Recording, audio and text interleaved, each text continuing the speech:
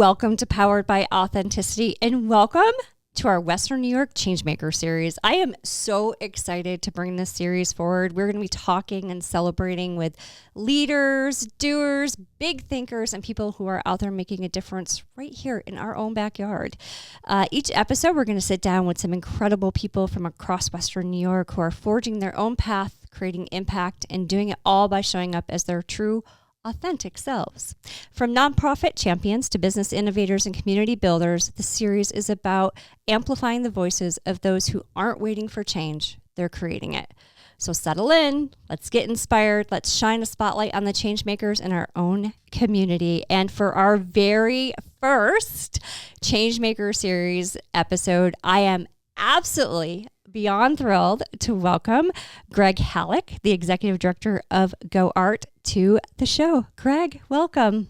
Hi. Hi. Thank you. I can't believe you're here. This is so exciting. I traveled far to come here. You did. And before we get started, I do want to first thank GoArt and yourself for the community support that you've provided to us here at the podcast. We've been going for about 2 years now, and you've, allowed us the use of this podcast studio, which is just so exciting to us. And, we can't thank you enough. Thank you. But I also have to put a little credit in. This is made possible by the New York State Council on the Arts. They give us funding to make this happen. That's so amazing. Thank you to them. All right. Awesome. That's great. Greg, tell us a little bit about yourself. Sure. So you're looking more about like me let's hear about Greg. Outside of what I do here. Mm-hmm. Wow. So I guess I should start by saying I am an ADHD person who is all over the place all the time. So I guess that will explain a lot of the things that I'm about to say. And if you're following me, you might not be following me at times. And then if you look back on it all, it might make sense if you look at it all as a whole, I guess. I get that. I understand what you just said. Okay. All right. Thank you. So I am from a small rural community. I think the population there is now about 800. It was 1,800 when I used to live there, Okay. Delvin, New York.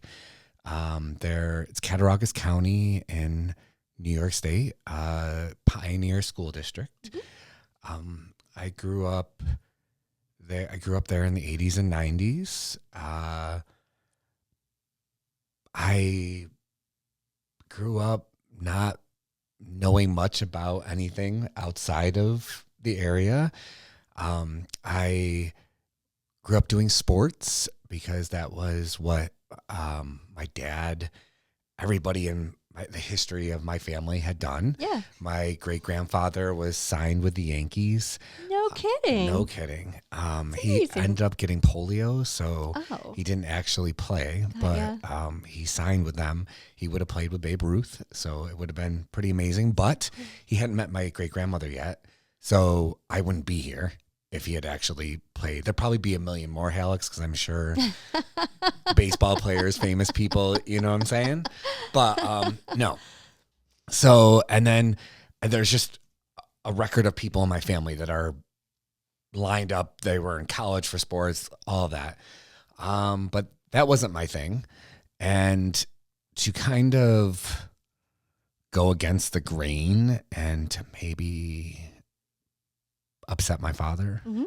I decided to do musicals, not because I love them or anything like that, but just because it seemed like something my dad didn't like. So, so I did it and realized It's a solid reason. yeah. And I realized at that point that I loved it.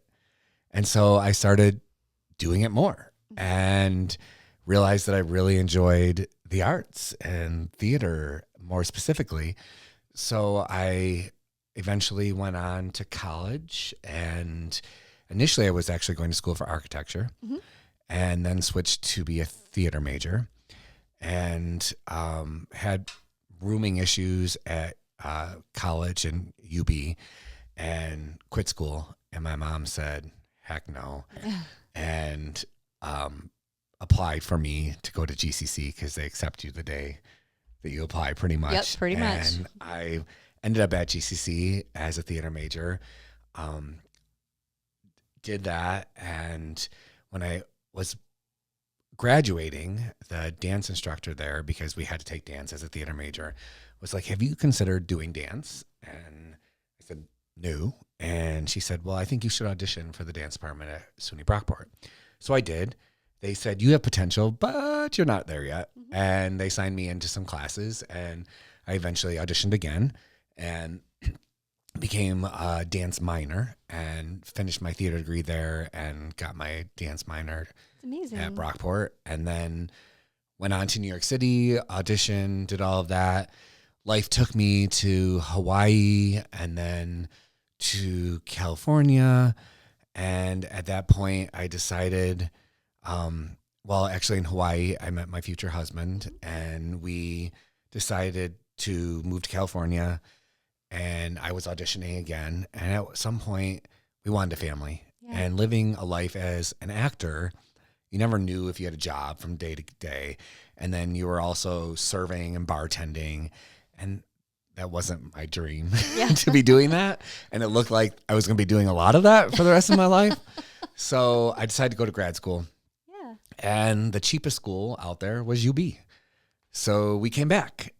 I came back to Buffalo.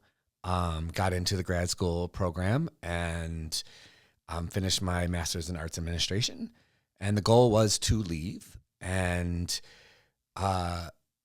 we decided to put in paperwork to adopt, thinking it would take a couple years, and became incredibly lucky and put in our paperwork. The next day we were chosen. And and 2 weeks later, we got a phone call saying, the birth mother wants you in the delivery room. She's there now. So we rushed down. Wow. We got to see our child born, and now it's 13 years later. She just turned 13 last month. So, and then because that was all happening so fast, I decided to look for a job, and a friend told me about this job opportunity. I applied, didn't get it. Applied again when they told me it was open again, and didn't get it. And third time's a charm. I know. But then they told that the director at that time, they had got a grant to hire an assistant director, and they told her that she should really consider me. Awesome. And she hired me. And then the main thing was I wasn't from the area, and they wanted me to know more people out here. Yeah. So I came out here, and I would say they were also a little bit afraid. Because I grew up in a small town, but I was a gay man. I had married a Filipino man. I had a Hispanic daughter. I had a lot of big ideas because I'd been living in New York City, then Honolulu, then Los Angeles, and then I was in Buffalo. But I mean, I had big ideas for cities, as everybody said. They're like, oh, these are city ideas. And our small community. Yeah. Yeah. So I think people were like, what's this guy bringing? What's he doing? You know? And I will admit it was hard, because at first I came in like guns a-blazing. Sure. Like, I'm going to do this. I'm going to do this.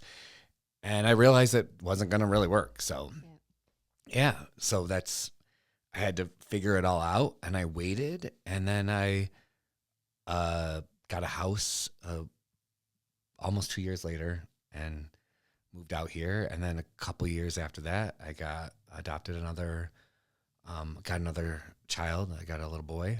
And so now, I'm a dad with 2 kids. So that's a brief, but yet not brief story of who I am. And we've gotten to know your kids just a little bit. They're often here with you, is that's a great thing to have happen. It is. At times, I wish that I had the money to have them elsewhere, but it's a nonprofit, so I'm a life servant to the organization, and I love what I do, and it is what it is. I hate that saying, but it is, and my kids love it, and they consider themselves voluntold, not volunteers, because I'm constantly asking them to help. They're like, there's child labor laws. I'm like, it's not child labor when you're volunteers, So they're awesome. very much a part of it, but I feel like they're being exposed to so many great, amazing things that they have gotten awards for at school. They've gotten most cultured awards and all this different stuff because they're very aware of things from being here. So it's incredible. I just have to say, I think that's so cool. When I was growing up, this building was the Batavia Club. Yep. And so I couldn't walk through this door because my family didn't make enough money. So I wasn't allowed. And it had like this, stigma attached to it that if you weren't from a family of an attorney or anything like that, or doctor, we're farmers and mom's a secretary. We weren't walking through the doors of the Batavia Club. So I love the fact that this building, because it is beautiful, has kids volunteering and becoming cultured from that. So I have to say, we're on the New York State Haunted History Trail, and we have lots of mediums that come in all the time and do investigations and look at stuff, but they all tell us their stories afterwards. And 1, 2, 3 different mediums have told us about conversations they've had with the ghosts that are in here, and whether you believe it or not, but they've told us that they very much enjoy the presence of the children and the excitement that they bring to the place, and they love the energy of all the people that are in here now. Yeah, and that makes me so happy and excited, just knowing that we're doing them good, that they're happy about this, and that it might have been an exclusive club at that point, but we're not exclusive. We're welcoming to everybody, period. Yeah. I mean, we have a mural on the back of our building that's all different faces of all different nationalities. We're working on adding people of different disabilities, abilities, everything on there. So for them to say that when it wasn't that, and them to be excited, it's almost like they've gone with the times, even though they're dead, So it's pretty amazing to hear that, cool. Yeah, that's pretty cool. And we're going to take some pictures and post the pictures of, certain parts of the building as we promote this, because this is a beautiful building. I always show the mural on the wall behind me whenever I'm broadcasting out, and it's always, a good conversation topic, but it is such a great building. That's kind of fun to hear, because I know, like I said, growing up, you drove by this building and it was like, I'm never going to be able to step foot in there. It's still got a little bit of a stigma with it. People still are like, we can go in there? Yeah. We didn't know we could go in there. They still think, and we've been here since we got the building in 2002, 2003 is when we moved in. Okay. So, and when I say that's the organization. I have only been here since 2016, but that is, I mean, we're over 20 years now, and people still think that it's private and they can't come in. Yeah. That's why we have a sign on the railing outside that says, you can come in here, come in. Yep. All are welcome. And it's funny because I brought Dave with me one of the times that we recorded, and he's like, I had no idea that little bar existed, but what a cool hangout spot. Yeah. So that's pretty cool. And we have a bakery too. Which the bagels are fantastic. So I'm just going to put that up there. Well, I love it. Just knowing too that, kind of your background, but Western New York is famous for chicken wings. Yes. So we're going to do a little icebreaker question now. Mm-hmm. What's your favorite wing spot in Western New York? Okay. So first off, because I've lived everywhere, this has been a struggle, because everybody always says they have buffalo wings at like all these different restaurants I work at, and nobody understands what a buffalo wing is. They bread them, and you're like, no, this is not a buffalo wing, But so wings.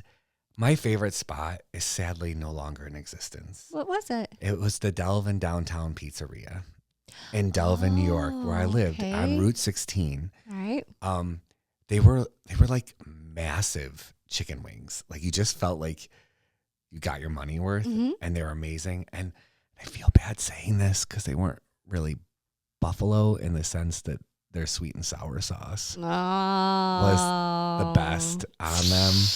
But we'll allow it as a different flavoring.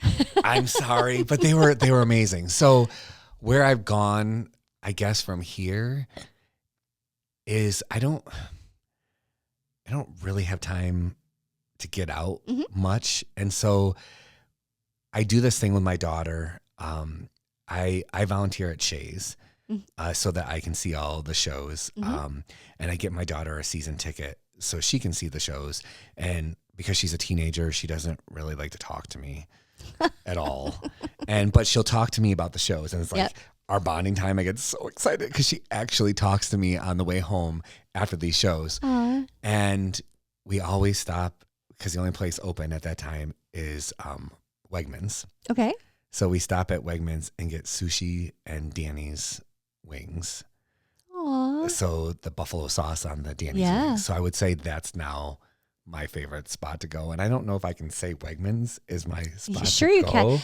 But those are the wings that I've been getting all the time lately. And I love that. And I always say I have an effed up life because I have my faith, my family, my food, my football, like all of it. And you're bringing the food and the family food. So it's and all of it together. Oh, it's all effed up. I love it. Yeah. So I think the memory ties makes it the perfect place to go get a chicken wing. And Wegmans makes pretty good food. So They do. yeah, I think that's perfect. Producer Oh, Ken. and brownies. I forgot the mini brownies. Oh, you can't forget the brownies. But I feel like now I can't do that anymore because we have a bakery here. So I feel like I have to go with the food here. I would say here though the snickerdoodles. Snickerdoodles? Yes. All right, we'll try them. Amazing. All right. Amazing. I love when we walk in now and it smells like cookies. I'm like, is there any free samples hanging I am around? not loving this. I am completely like, this is not going to help me at all. Like at all. I leave, I'm walking out at the end of the night and there's food in there and I'm like, no. I mean, I would obviously pay for it, but I'm sitting here like, no, walk away. Just walk by it, do not do it. You don't need to buy 5 desserts a day. Like it's not good for my wallet and it's not good for my stomach. It's not good for anything. You're spending at your job what you're making at your job. And yeah, I'm like, our baker is really skinny. Mm-hmm. And I'm like, do you eat? She goes, no, I'm not really a big fan. I'm like, you know what? It doesn't make any sense, but it's obviously a good thing. Good thing for her. Yeah, for her. Oh, for her. She's like, I can taste it and say, yes, this is good. She goes, but I don't need to. And I'm like, that is like the perfect scenario. Yeah, it is. To be a baker that doesn't really need to eat sweets. I think she could hire a few of us as taste testers, but. Hey, producer Ken, how's it going tonight? It's going good. All right, your favorite wing spot? Well, I think I have to go towards Bar Bill, but specifically Bar Bill in East Aurora. They're just not quite the same at Clarence. I haven't tried the one in Rochester yet, so I can't quite rule that out yet. But between that and the beef on weck, they cut it right off it's amazing. Right off the roast right there for you. Yeah. So good. Is it Bar Bill? Is that original in East Aurora? Yeah. Okay.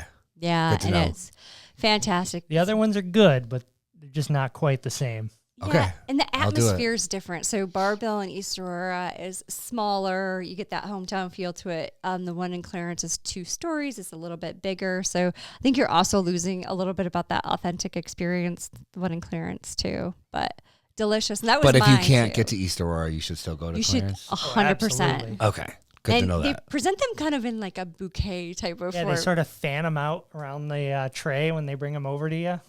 Mm-hmm. Fan them out? Like, is there multiple kinds that you can get at once? Yeah, you can. Okay. Yeah, it's delicious. Is there a specific kind that you think is the best? The only real wing is a hot wing. Oh, period. Okay. Yeah, the hotter the better. Okay. Yeah. Yeah. Although I will say, if you can't take hot, get like the medium or the medium hot there. They have varying degrees of their hot. Okay, so I can take hot, like when I'm eating it this way, Yeah. if you get what I'm saying. But when it's coming out the other way, it's probably not the story that we want to talk about on the show. But I have plenty of stories that I can share. Maybe episode 2. I'm a big Bar Bill fan myself. So that was what I was going to pick. And I'm just saying Mother's Day is Sunday. Hint, hint, wink, wink. All right. So Was that a wing? Wing? wink, wink. Love it. All right. So tell us exactly what your role does here at GoArt. Oh, okay. So I oversee everything pretty much. Right now, as the executive director, I do a lot of grant writing. Okay. I do all of the grant writing here. So I'm writing grants for the capital projects.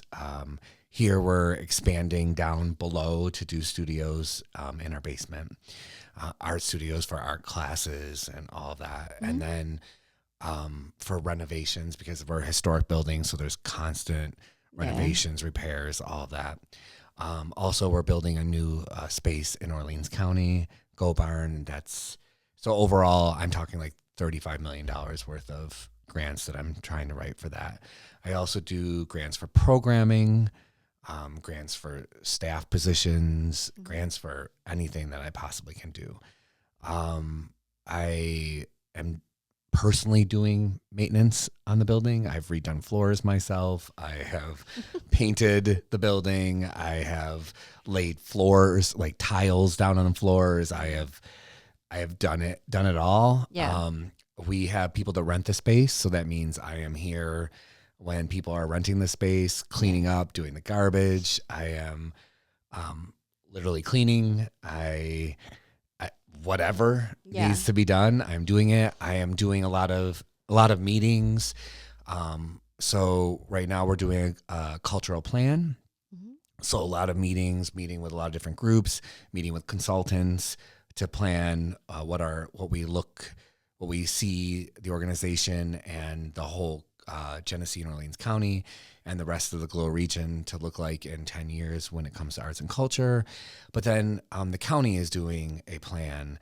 The Chamber of Commerce is doing a plan. So I have to sit on their committees as well to do that. I sit on the Historic Preservation Commission because we're a historic building. So I sit on their commission to also, when they're shorthand, like they've been many times where they couldn't meet because they didn't have enough people. And we had things that needed to get through. Mm-hmm. So I was like, okay, then I guess I'm going to sign up. So that way I can't vote, but at least now they have enough people to have a quorum. Yeah. So I can do that, So representing GoArt to be able to. Yeah. I can't vote on a GoArt project, but at least now they have enough people to have a quorum so they can meet so that I can now get our stuff passed through, How big of an issue is that? Like, is it really hard for these groups to get enough people to be on their boards be able, really? A lot of places all over. Yeah. I mean, and we have, so, I mean, my job is, I work about 80 hours a week, which is probably why my kids are here so much. But I'm trying to think, it's like, you name it, I'm pretty much doing it. I do a lot of meetings. I write a couple hundred grants a year. Mm-hmm. We get about 30% of the grants that I write. I don't sit there, like I give reports to my board. Mm-hmm. My board only knows about the grants we get. Yeah. They don't know about ones you're they don't know about all the grants that I'm not getting, because I'm not going to sit there and say we didn't get this grant, this grant, this grant, this grant, because that's a lot of grants that we didn't get. It's a lot of depressing news to deliver to the board. So I get a ridiculous, probably an average of 70 to 100 emails a day from people that are just inquiring about whatever, and I have to respond to them. A lot of breathing exercises, because sometimes I just don't know how to get through some of the questions and through some of the everyday activities. But there's a lot. We're planning 5 festivals now, so getting through the 5 festivals, figuring out how do we have to market all these different things, listening to people tell me what I'm doing wrong, knowing that knowing what I'm doing wrong, and trying to figure out how I'm going to do that without the money to do it. Yeah. You know what I'm saying? Yeah. I have to bartend. That's another thing. I bartend 3 nights on top of that. So I'll bring a computer down. If people aren't there, then I'm working on the computer. If people are there, then I'm bartending. And my major goal with bartending is to promote the organization. Mm-hmm. My kids get super annoyed because wherever I go, I'm promoting the organization. We'll be in a store anywhere, and they're like, seriously, you're talking about GoArt again? I will just be in wherever. You do, though. It is. Yeah. People went up to me. I was picking up something on Marketplace the other day. Yeah. And I was there, and I'm walking away, and this lady goes, by the way, I love GoArt. and they heard it in the car, and immediately I see my daughter's head go.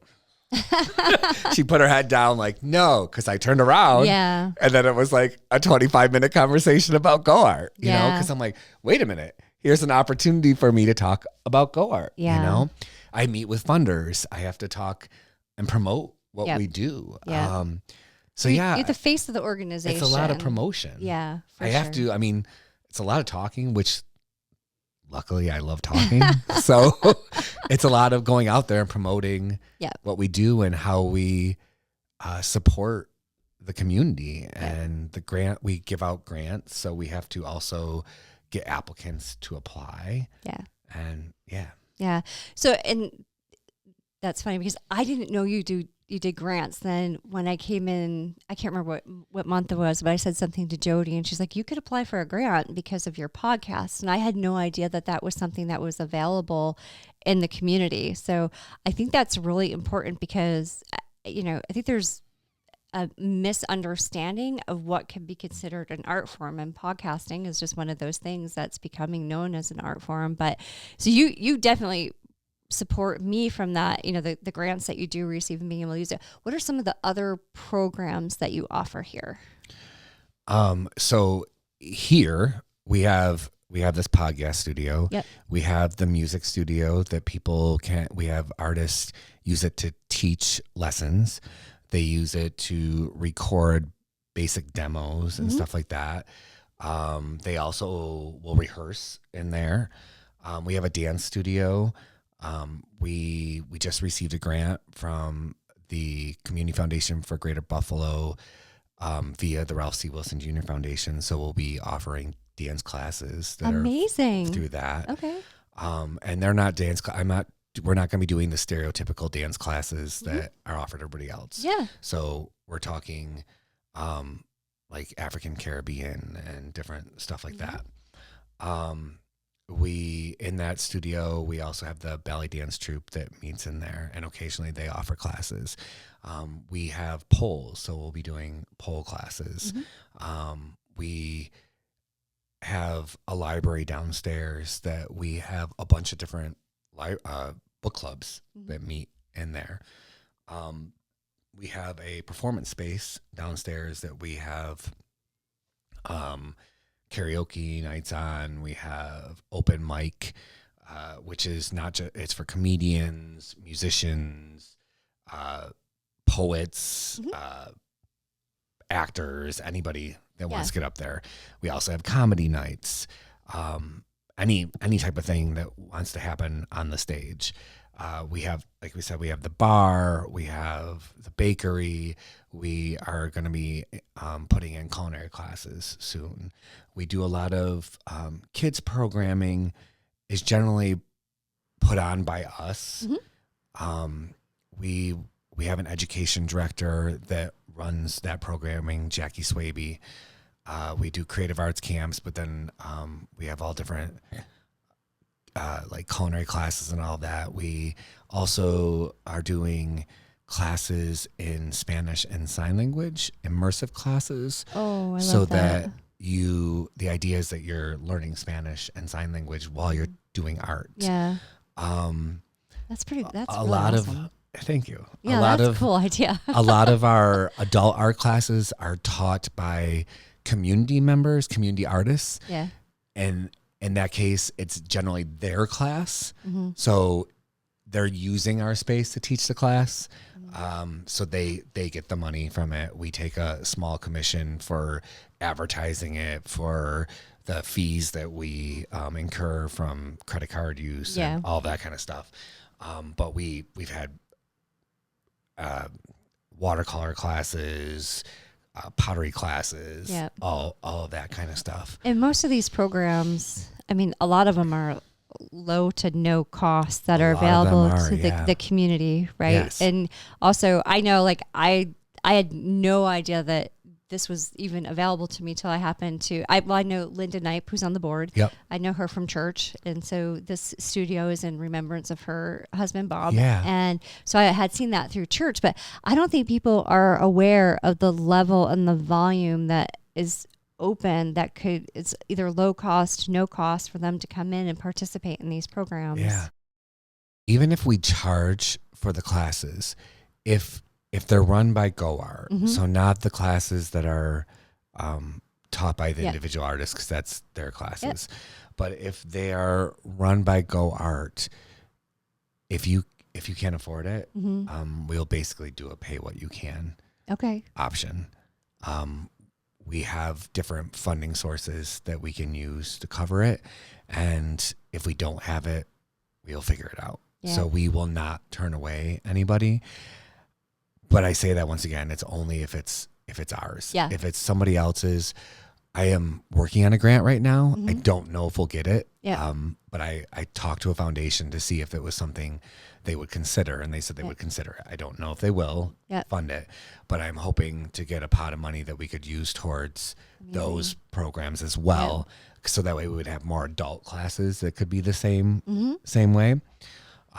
But this way we want everybody. We don't want to exclude anybody. Yeah. So we're trying to make it so everybody has the opportunity to take any class that they want / possibly need. I mean, with everything, we went through this with COVID, with the mental needs, and I think we're headed there again. 100%. So so we need to have art as a way to help people stay mentally sane. Yeah. I think the other thing is, in our community, there is an income consideration, especially with like some of the Orleans County communities, and, parents, they're out there working so hard every day, but not necessarily feeling like they have a place that their kids can go and have an opportunity, like an art program. And, I know you guys do things in the summer and things like that. So just to know that we have this available in our community is so like increasingly important.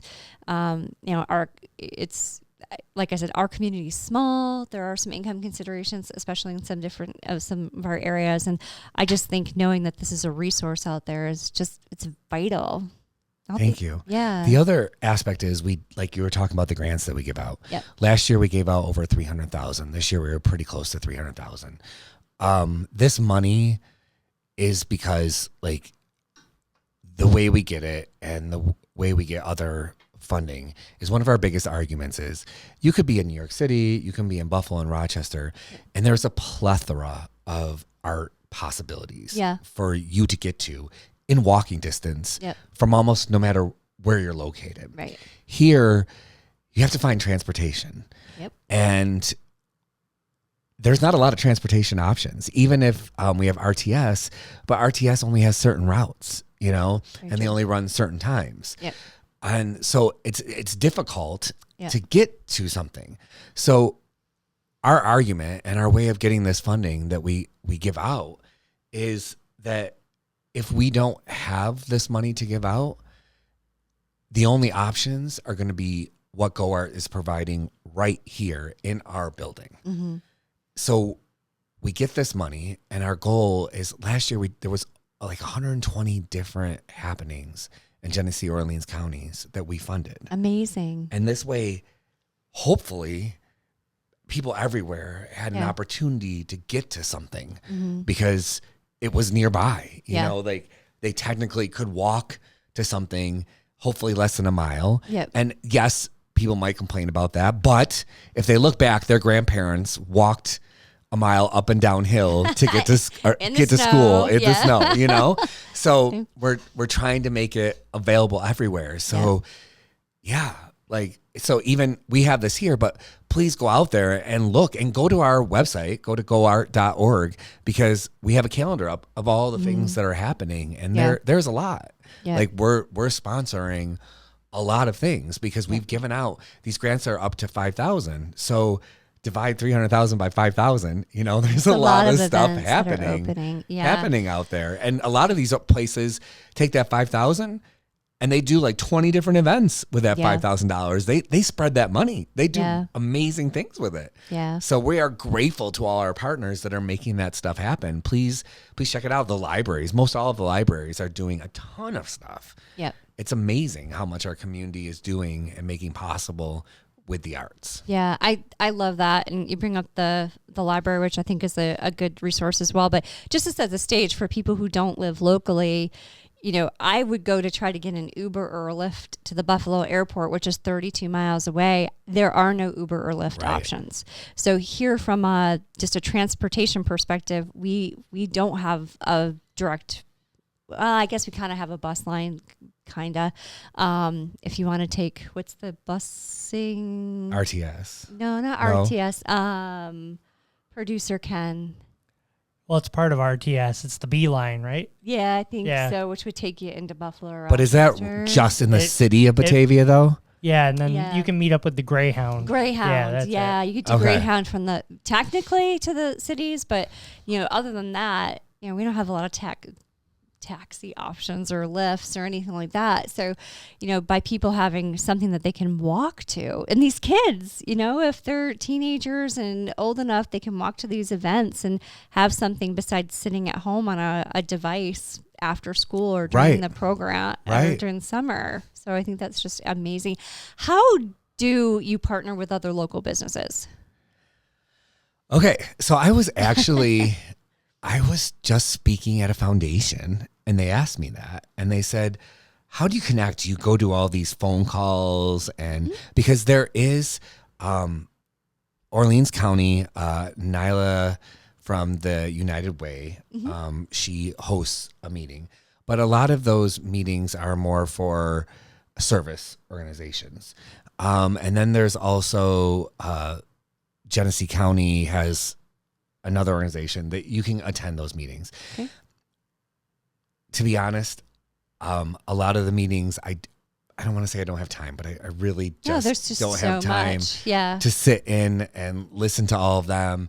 And they're always at a time that I have a million other things and I'm trying to get my kids to school. Yeah. And I always feel like, oh my God, I don't do people have kids? Do they have how do you do all this? I feel this. I understand this. And I just make phone calls. Yeah.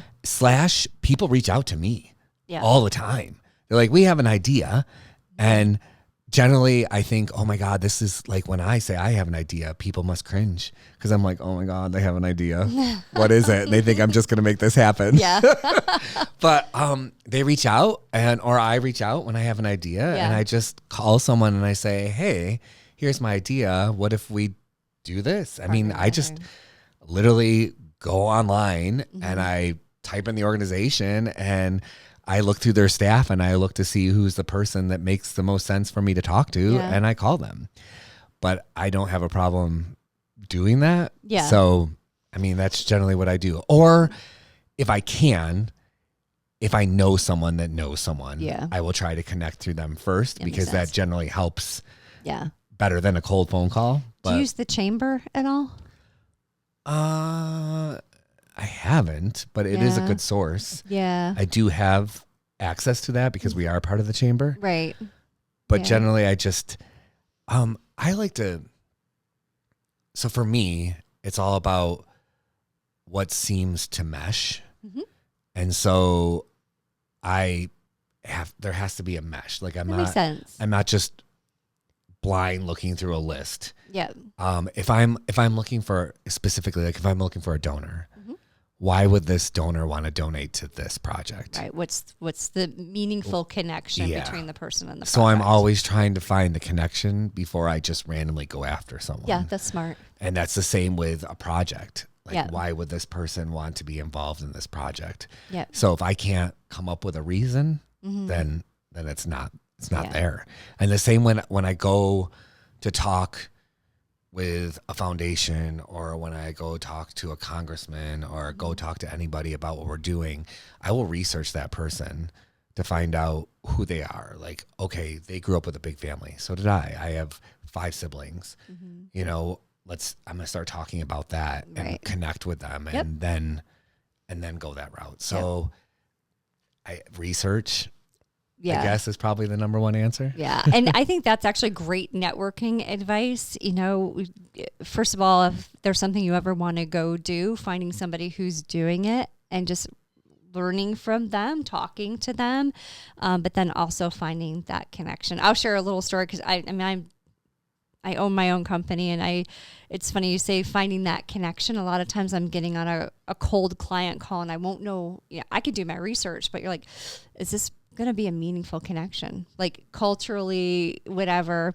And so earlier this week, I got on a call with a potential client, and I have a Buffalo Bills chair. And so he saw the Buffalo Bills chair. He's a Kansas City Chiefs fan.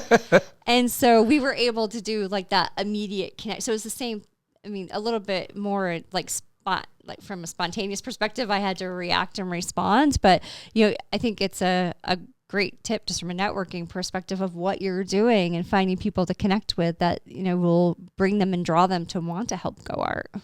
Well, I also say, like, this sounds maybe a little weird, but I have often looked at it as almost like a first date. Mm-hmm, sure. Sometimes. Yeah. And as I said, I'm gay, mm-hmm. but I've been many times with a woman mm-hmm. and been like, oh my gosh, I really love your shoes. Yeah. Or your nails are absolutely incredible. Yeah. Like just trying to get them to smile. Yeah. And then they'll start to open up, Yeah. But I try Let to your guard down. but I try to pick something that is legit Yeah. and real. Like I don't want to just say something that they're Yeah. like, Yeah. like I shouldn't be making faces because you can't see my face as No, I'm talking it's on podcast, but they're just looking at me like, yeah, he's making this up right now, but I try to, make something to be on a personal level that they think, okay, this guy's real. Yeah. And everybody likes to hear that, Yeah. I was actually just thinking, God, don't look at my nails because it's a bad situation right now. My nails are never gorgeous. So no, but it's true. It's, I think, first of all, people want to be friendly and nice and want to help if they're able to, and being able to just connect with someone and let their guard down. Like, okay, this guy's not just coming after my donation, but he actually cares and is looking at me as a person. There's a lot of hate in this world. There is. And I do not like that word. Yeah. At all. And I struggle with it a lot. And I'm always saying love, peace, joy, and happiness mm-hmm. to my kids. Yeah. And they're like, why do you always say that? I'm like, because I don't like that there's so much hate. Yeah. And I struggle with that. I always give every person that I meet all the credit in the world until they prove me wrong. Yeah. And I keep fighting doing the opposite. And it's really disappointing when it happens that way all the time. Yeah. That I give them so much credit and then they disappoint me, but yeah, I hear you. I don't understand why we can't just walk around loving people to begin with. Like, why not? We should. Yeah. There's no reason not to. And I don't know. It makes me sad. I spend too many hours crying about hate. Yeah. And I just don't understand. Yeah, I did. So I go into every conversation, everything with the intention of walking out really excited and really happy and hopefully making a new friend. Yeah. No, which is great. And I think when you walk through the doors of GoArt, you feel that. So I think that that's important for the community to feel. You can walk into this space and it's welcoming. And that's, I think, an important part for our community to realize as well. And I should also stress, everybody has a bad day. They do. And if I have ever because I'm sure I've had a bad day and rubbed someone the wrong way at some point in time, mm-hmm. but then I want them to tell me that. Yeah. So then I can also apologize and say, I'm sorry. I was obviously thinking about something else, or please forgive me. You know what I'm saying? Yeah. So it's not in everything. That's not in every day. It's when the person every single day is just that negative type of, negativity just brings everybody down. So it's better to open with a good heart and positive outlook on everything. We need more of it because right now, joy spreads. Love spreads. Yes. Look at that for sure. All right. What is something fun that's on the horizon for GoArt? Fun. Yeah. What's fun upcoming? So all of our events that we have coming up, we have the Juneteenth celebration on June 14th. We are collaborating with Just Kings, and we are adding a lot more education components to it to really help people understand what the day is all about. A lot of people understand that it's the day that African Americans were freed, but they don't understand that it was actually 2 years later in Texas when the last African Americans were freed and actually became freed people, that it was 2 years later. Then we have the Ramble, which is 2 days this year. It's going to be on July 4th and 5th. All right. So it's a Friday, Saturday. Yes. Ramble, Explore Art and Music Festival.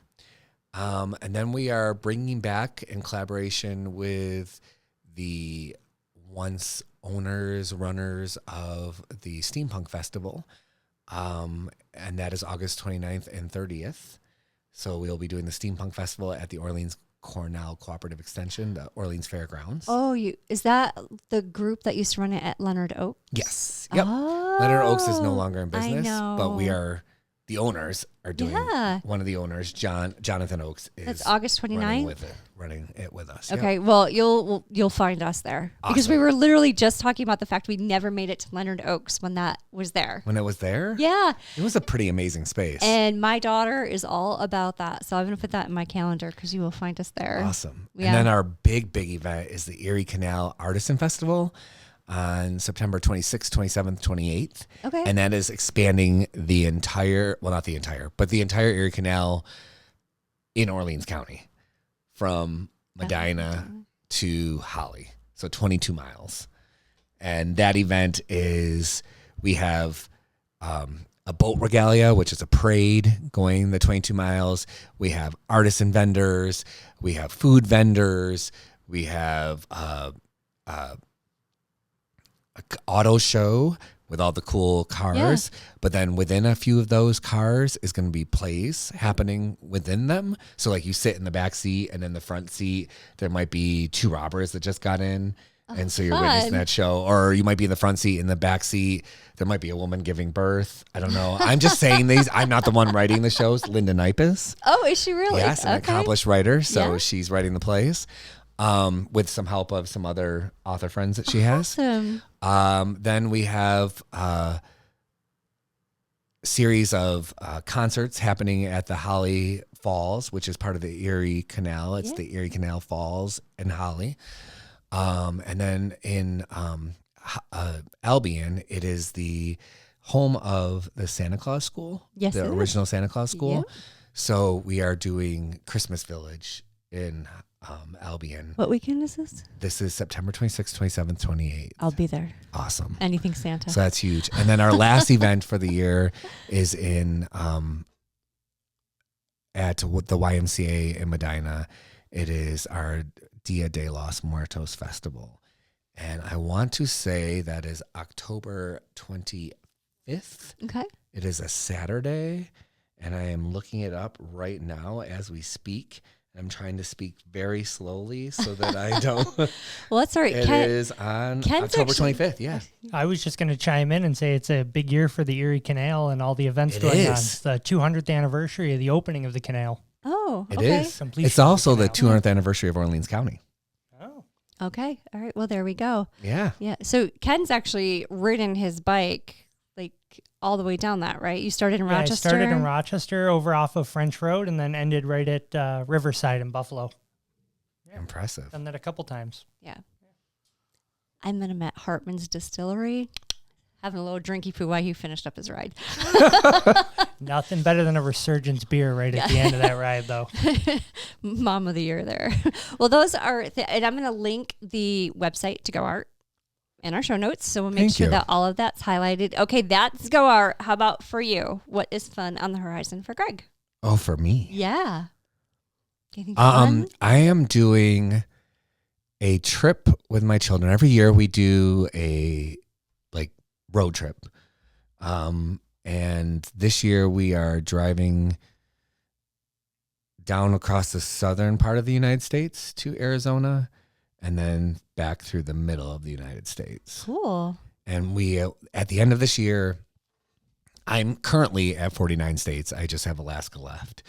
At the end of this year, my daughter will also be at 49 states with just Alaska left. And my son will be at 48 states with Hawaii and Alaska left. Okay. All right. But I think for a 10-year-old to have That's 48 states. pretty impressive. And he is begging that we don't go to Alaska next year. He's like, please, can we go to Hawaii next year so that we can all do Alaska together at the end? Oh. He'll probably win. But I feel like I shouldn't have to wait to get my 50th state in for my kids who are 30 years younger than me. That is amazing. You know, that's a lot of travel for them. That's great. Yeah, we do these we just do road trips every year for our vacation. That's a lot of fun. My mom does them with us. She drives and gets a little upset with me because I generally use my phone as a hotspot and write grants while we're driving. And she does. So she drives and she's like, you just spent 60 hours on your vacation writing grants. And I'm like, I know, but we still got to do all this stuff. That's right. You're still together.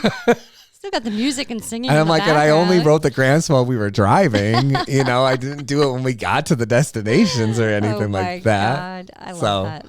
Yeah. I've been known to sit in the front seat of the car writing a thing or two myself, so I can appreciate that. And I don't know how I do it because I get motion sickness really bad, but I guess I really get into those grants. Yeah. Like I'm really just focus on that. concentration. Yeah, you're It's focused the on H or the hyper focus of the ADHD that I'm just like, ooh, don't even know it.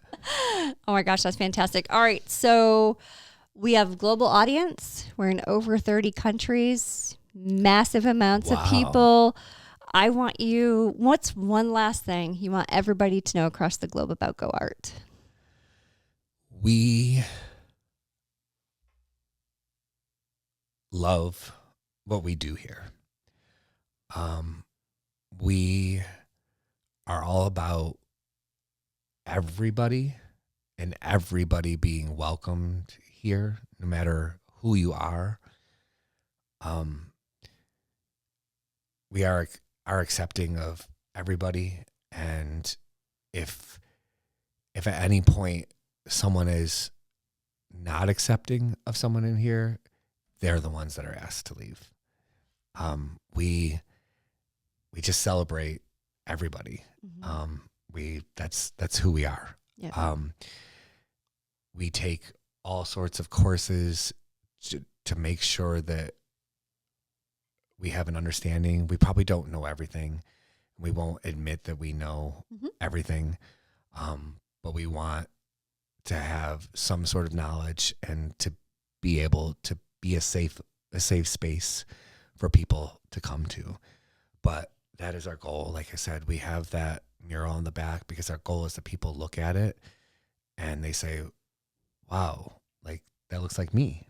And there was, when they painted there's a little black boy out there, and my son had said, he goes, that little boy looks like me. And I had a tear come down because I was like, that's exactly what we were going for, and that means everything. And I would be lying to say that I am just doing this for everybody. I'm doing it for everybody in the world, but I have 2 kids that mean everything to me. And my son is Afro-Latino, and my daughter is Latino as well. And I want them to grow up in a better world. And my goal is for them to be proud of this, not me, but of what their dad does and of the space that they're in, and for them to encourage and promote GoArt in their lives. And they do, and we go out there and my kids educate based on what they have learned here, Yeah. And they do. I mean, we were talking about Frida Kahlo at this place, and my daughter was like, she's more than an artist, right? And proceeded to talk about Frida Kahlo. And I'm like, where did you learn that? Because I assumed it was in school somewhere. Yeah. And she goes, in creative arts camp at GoArt. And I was like, heck to the yeah. Yeah, that's awesome. So that's what we are. We're everybody. Yeah. And we just want everybody here. We want everybody to feel comfortable here and feel like they can be involved in what we do. Oh, that's amazing. And, I have to say, you feel it when you walk in the doors. You really do. It's an amazing space, amazing people. There are so many great people who are here who are just so welcoming when you arrive. So I'm happy to bring GoArt forward to this platform. And again, to say thank you, because you really are a massive part of what Powered by Authenticity has been able to accomplish. And we couldn't do it without the kindness that you give to us each week by letting us come here. Thank you. Yeah, thank you for coming here and doing this. We love it. I need more of this. Yeah, for sure. It's like I said, it's fun to hear that podcasting is becoming an art form, because I think it kind of is. So it's fun to see. And I'm excited to bring all of these amazing places in Western New York forward. I think, again, like I said, when I was a kid, I knew of this building in a completely different fashion. I knew of one that I would never be able to walk through the doors. And now I come here each week and I know everybody like a, family member, and it's just such an experience. And so I want everybody to understand there are places like this all across the United States. We have it right here in our own community, and hopefully, more people will come and visit and see the beautiful building and the wonderful people that are here. So thanks for letting us come. Thank you. All right, awesome.